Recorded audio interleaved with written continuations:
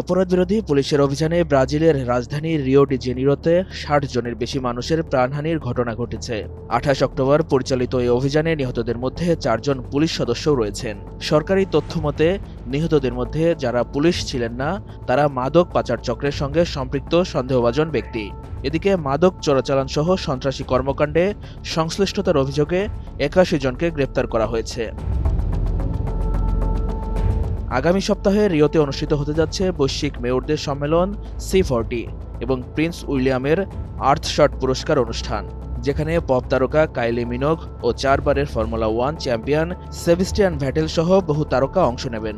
এই আয়োজনগুলো আসন্ন জাতিসংঘের জলবায়ু সম্মেলন COP30 এর প্রস্তুতির অংশ।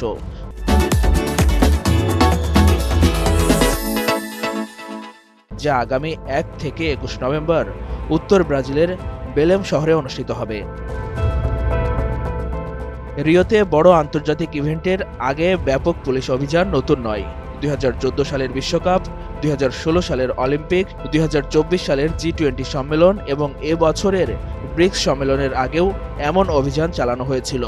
রাজ্য সরকার জানিয়েছে অভিযানটি ছিল কমান্ডো ভারমেলহো গ্যাংয়ের বিরুদ্ধে পরিচালিত সবচেয়ে বড় অভিযান। এ পর্যন্ত অন্তত ৫৬ জনকে গ্রেপ্তার করা হয়েছে এবং মোট ২৫০টি গ্রেপ্তার ও তল্লাশি পরোয়ানা কার্যকর করার চেষ্টা চলছে। অভিযানের কারণে প্রায় ২০টি স্বাস্থ্য ও শিক্ষা প্রতিষ্ঠান তাদের নিয়মিত কার্যক্রম স্থগিত করতে বাধ্য হয় এবং গোলাগুলির ঝুঁকিতে বেশ কয়েকটি বাসের রুট পরিবর্তন করা হয়েছে।